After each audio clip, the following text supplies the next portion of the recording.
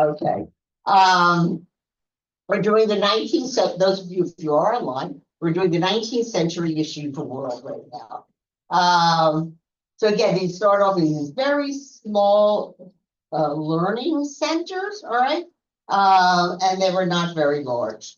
I introduced the yeshiva as an institution and its found today's world. Okay. So then we talked about the fact that the students, who would have gone there, in other words, I guess the Rebbe wouldn't even like to sit at his table unless you already demonstrated, brilliance and told us, a certain level of mastery, right, of Torah study. These outstanding young men had advanced beyond the knowledge of the local rabbi and were advised to leave and study at the homes of greater rabbis throughout Eastern Europe. All right. So you would start maybe locally. If the Rav in a particular town noticed, wow, this is a really brilliant kid, he would send you on to a greater scholar to study. By the middle 1700s, the system began to break down. Why? The partition of Poland, all right? So there's all this political upheaval from 1772 to 1794, devastated the economic and social life of the Jews in Lithuania, northern Poland, and White Russia, Belarus. Right? The chaos of war and the instability it fostered in its wake undermined the traditional Jewish educational system. Right? When things are not good, you don't have stability, and everything's going to start falling. Great rabbis were forced to leave their homes, and travel became quite perilous. So, and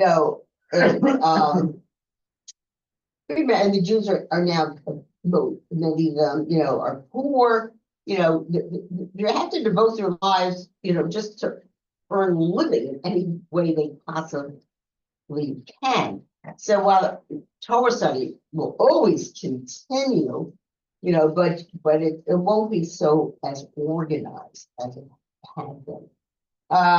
Torah study of Torah declined sharply. In addition, as the 1800s progressed and the Enlightenment, that's the Haskalah, had begun to make serious inroads into the traditional Jewish life, not only in the large cities, in the shtetls as well. So this is going to draw people away, some of these scholars, instead of devoting themselves to the study of the Torah and the Talmud. Now they're going to be more interested in secular study.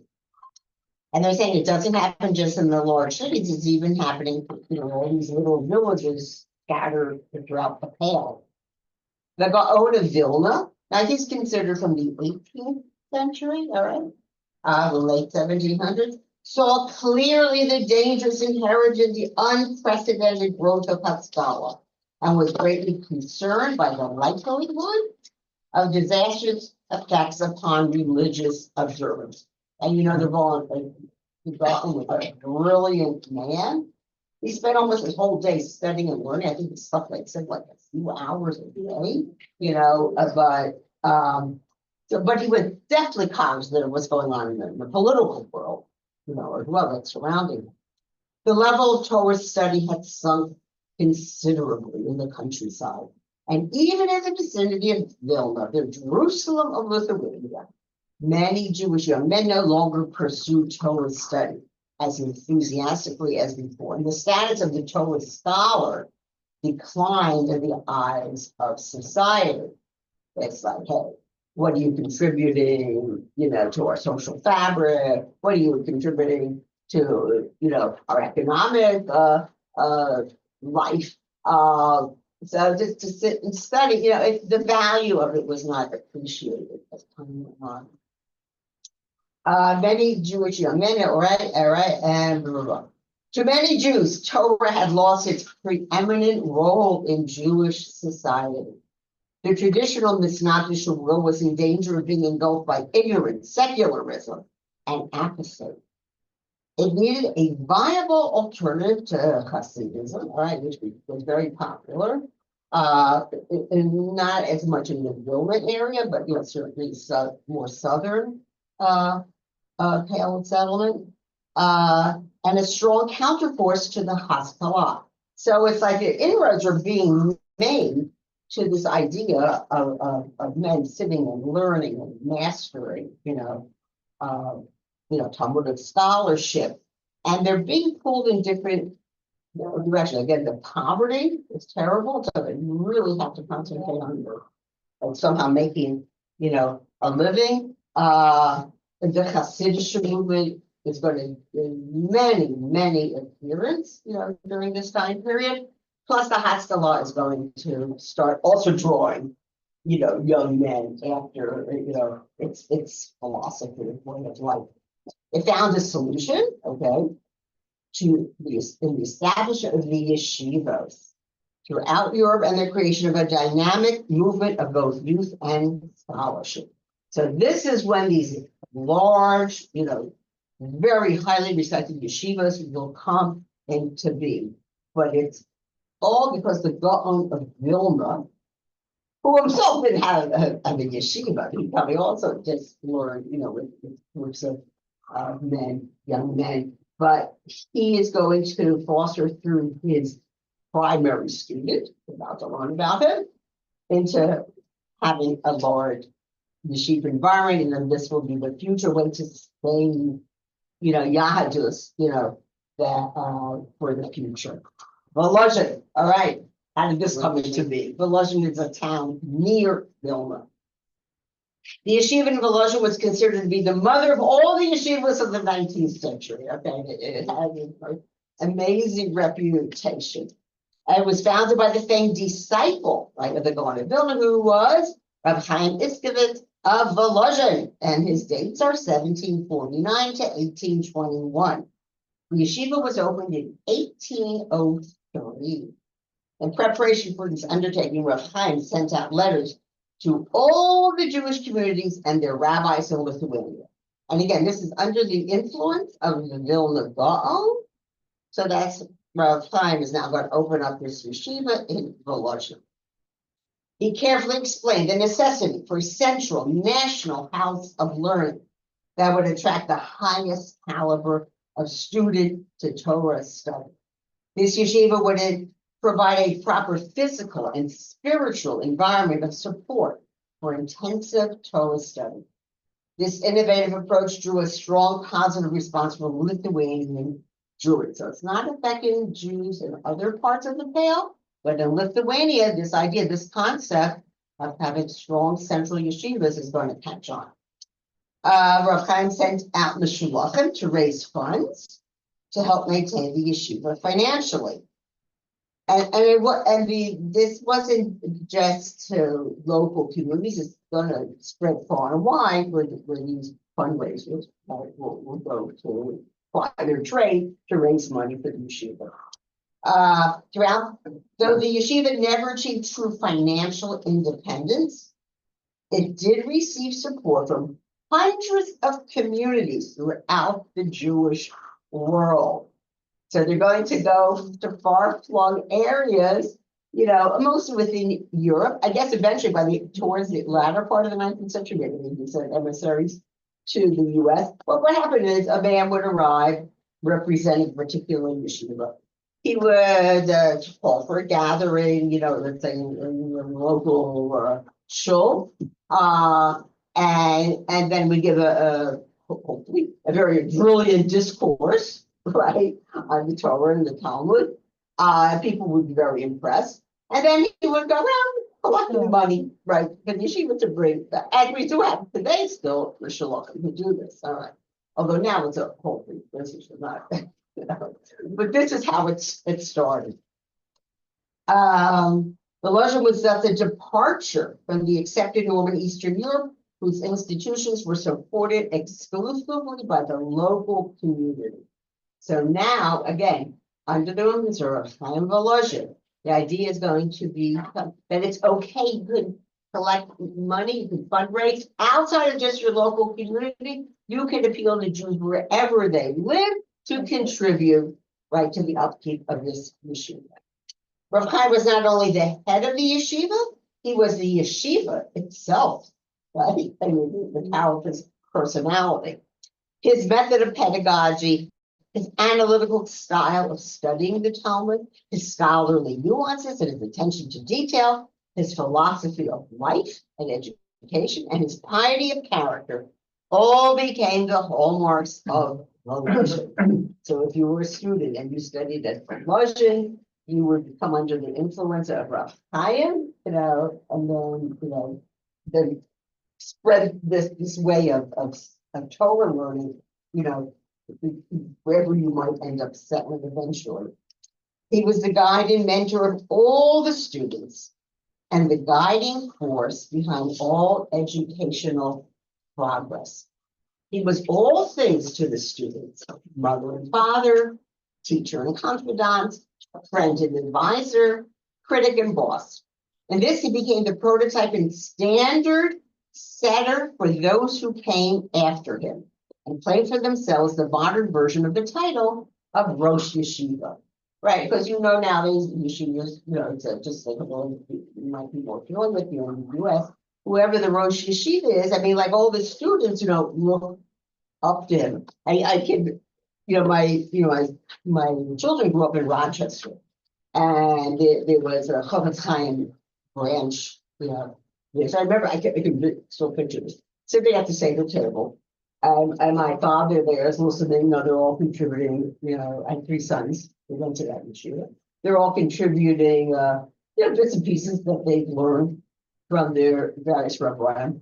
And I remember telling my oldest son would say, well, Rabbi D, that's Rabbi Davidowitz, he was the Rosh Yeshiva of that yeshiva block. So after a while, my father said, no, and what did Rabbi D say? As we progressed through the Haggadah, because again, that shows you the power and influence of whoever the Rosh Yeshiva might have been. Oh, well. Yes. So we have to remember when we're using the term yeshiva here, it's not a magnificent edifice like we have now. Not necessarily, but the Russian will become. It does become, but in these days that you're talking about, there's no dormitories, no dining hall, no nothing. The students, the young men lived in homes. Exactly. Out of the mercy and charity of the community. Right, and that people who are willing to open up their homes and let these guys live there, and depending on the cook, in the house, what the food was or wasn't. But you're right, it's not the way it's become. But the idea that you should have one large main institution, right? That's going to come out of this time period, the early 19th century. So Rav Chaim Volozhin's, right, his educational philosophy is based 4 main principles. What are they? Necessity for personal influence, right? This close relationship between the Rosh Yeshiva and the students, and the interaction between the teacher and the student. But this would filter down.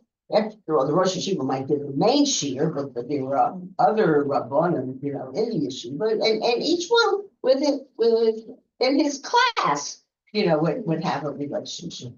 2, communal study rather than private, isolated study and research, which is like a base medrash, and everybody's learning there. It creates a certain atmosphere, if all the students are learning together.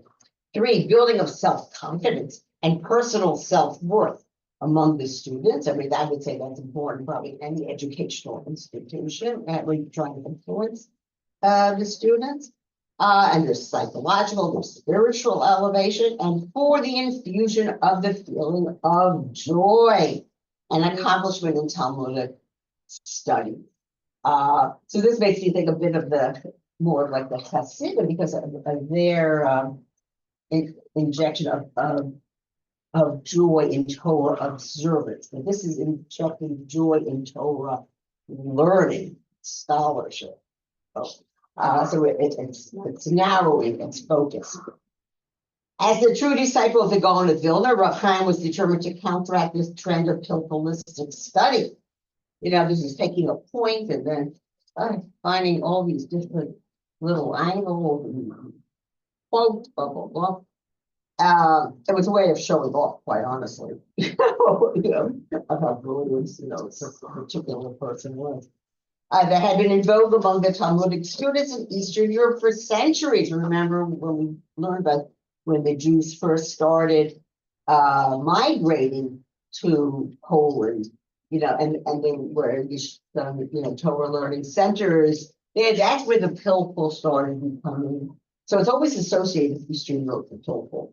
I don't think they have this, like in the West or the Jewish world.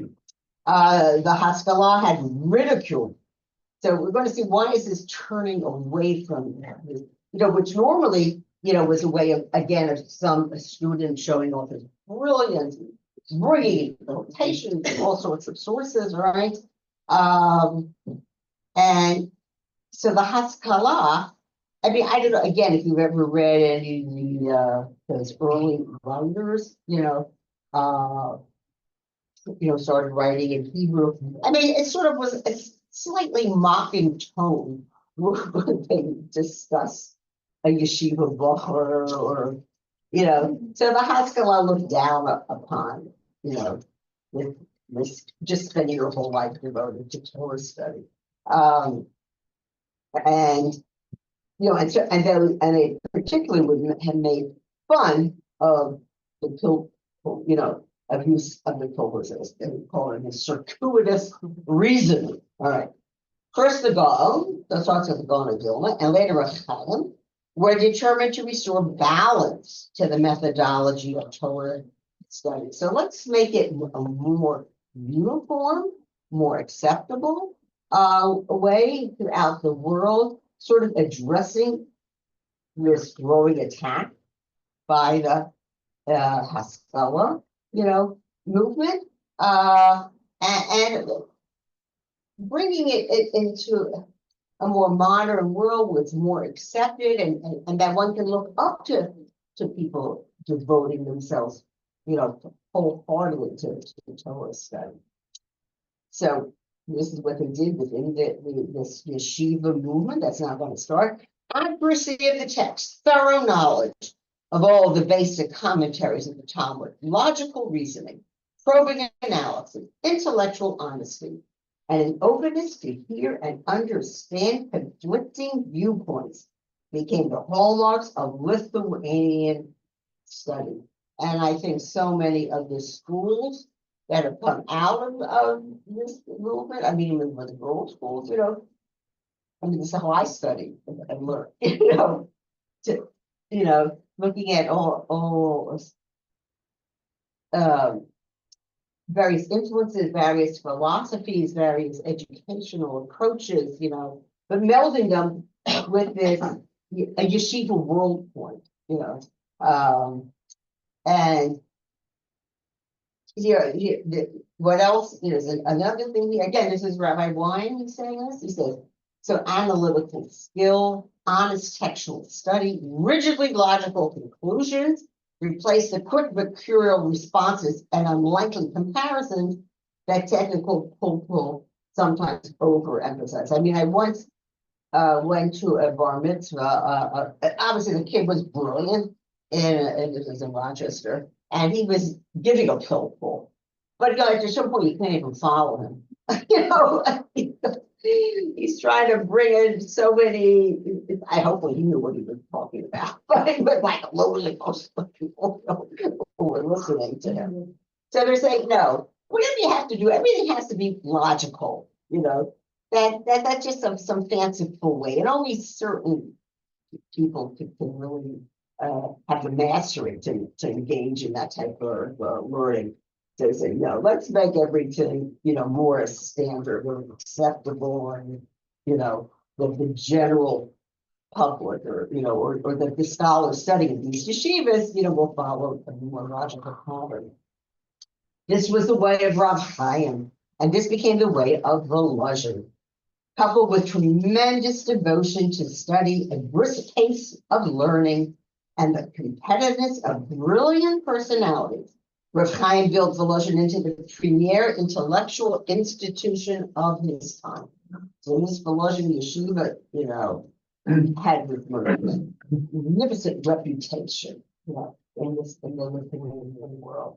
His yeshiva bred tolerance of others' opinions and humility of purpose. plus originality of purpose and decision. Under Rav Chaim Volozhin, he revitalized Lithuanian Jewry and returned the crown of Torah to its ancient glory. It raised high the banner that only through Torah study will Israel survive. And of course, I think we still believe this. I mean, those of us who are Orthodox and observant Jews, it is Torah study that for people. I think that's how the day school movement, began to flourish in the 40s and the 50s in America, because we were just losing, our children and sending them to public school. And when you think about it, even those Talmud Torahs, that the kids used to go to, okay, so at the end of their bar mitzvah years, that's it, goodbye, Charlie. And you only start thinking, as an individual, when you're more in your high school years, you come into more of an appreciation, of your education.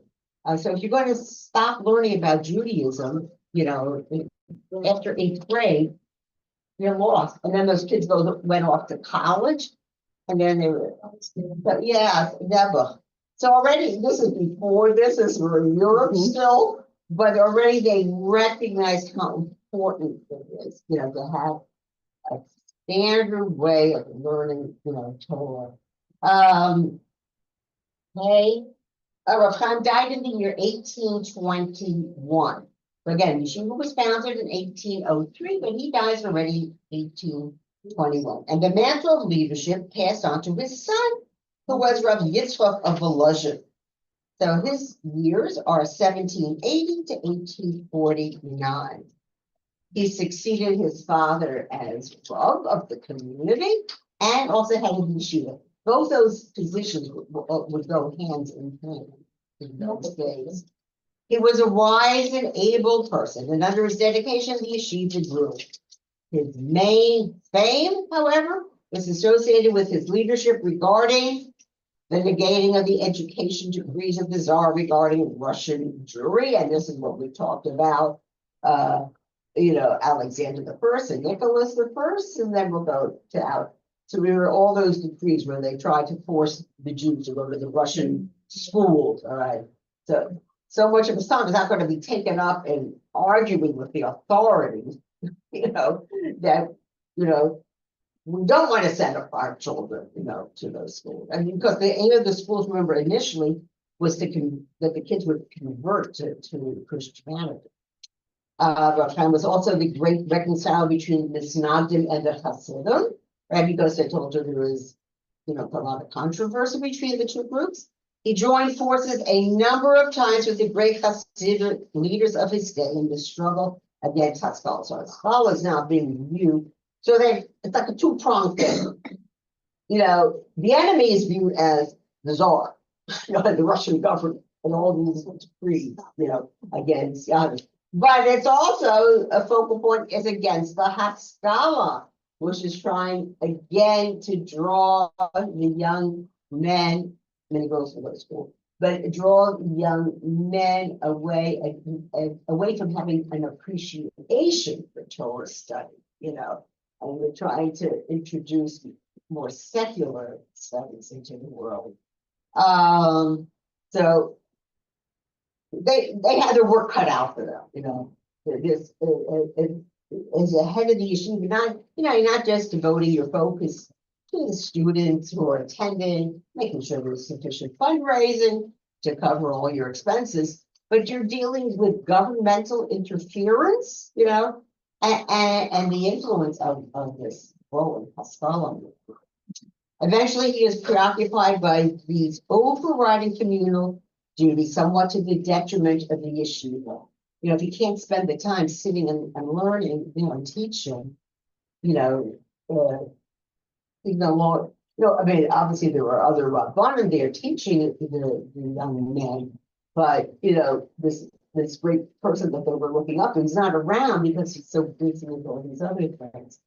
During the later years of his life, the continuing oppression of Russian Jewry by the Tsar led to a severe downturn in Jewish economic life, and the yeshiva suffered severe financial problems.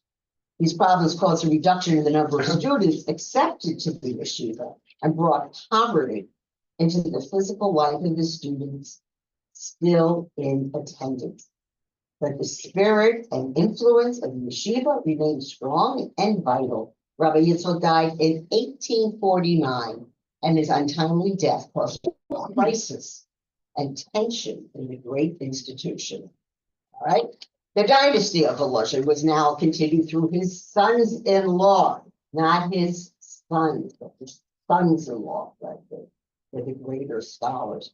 Rabbi Yitzchak's oldest son-in-law was his Rabbi Elazar Yitzchak Fried. His dates are 1809 to 1853, so he did not live a very long life. A nephew of Rabbi Yitzchak.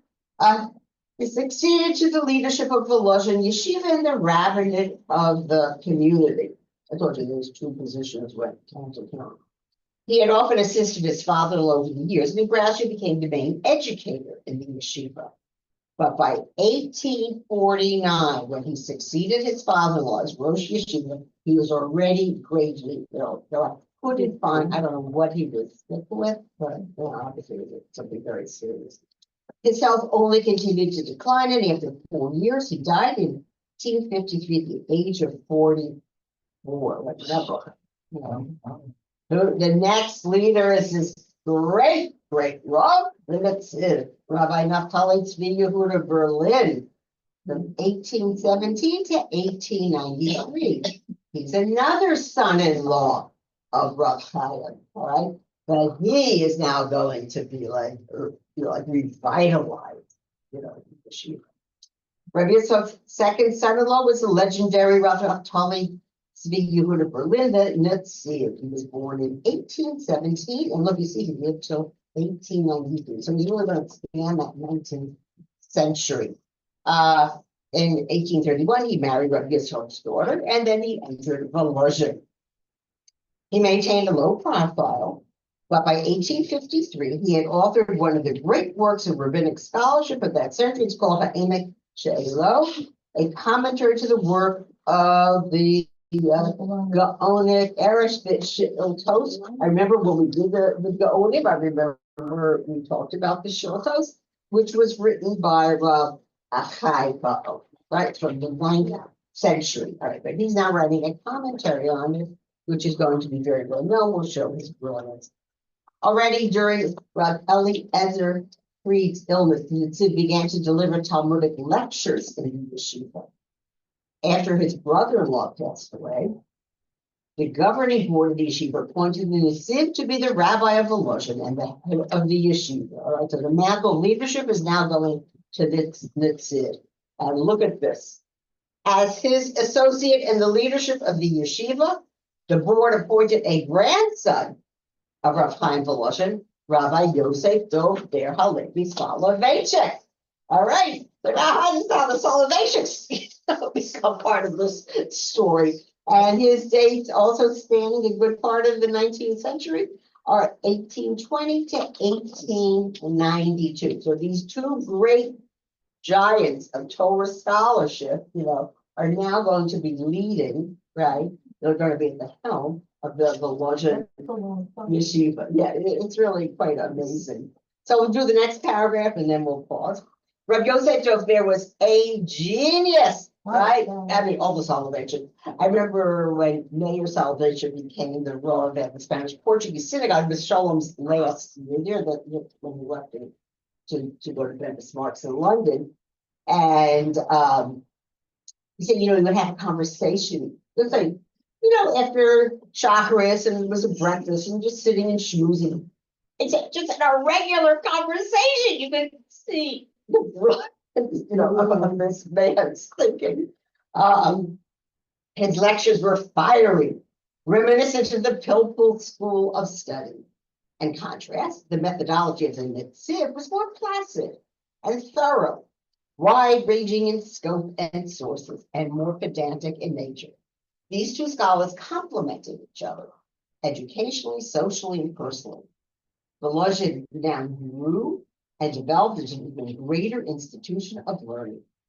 However, the conflicting styles of these two great scholars, as well as their divergent educational philosophies, eventually cause a split within the student body. I mean, some of them are going to follow the Sierra, but there's an equal number that are following now the solid nature way of study. In 1857, they convened a Din Torah. And that's actually, these Rabbanim were agreed to have a Din Torah to decide the direction of Volozhin. The ruling of the rabbinic court confirmed the Netziv as the head of the yeshiva and Rabbi Yosef Dover as his assistant. From that time forward, the Netziv shaped and developed Volozhin. So what happens? In 1865, Rabbi Yosef Dover left Volozhin and became the rabbi of Slutsk, where he went on to his greatest fame as the rabbi of Brisk. I mean, Briskadera, a word. So, and obviously because that his descendant became the great Rosh Yeshiva in YU, so YU was obviously following, that path. So we will continue and find out more about Volozhin. I mean, I found this fascinating preparing for this and learning because I certainly had heard of Volozhin. I'm a Chaim and heard of it, but I heard about Rabbi Soloveitchik. I didn't understand the interconnectedness with all these men. So to be continued. All right. Be well. I can't believe we're coming down to the end of February. Let me just turn this off. You Remember? you know how to do this? I'm not sure. Let's see where it says end. Is that it? Oh, and end meeting for all.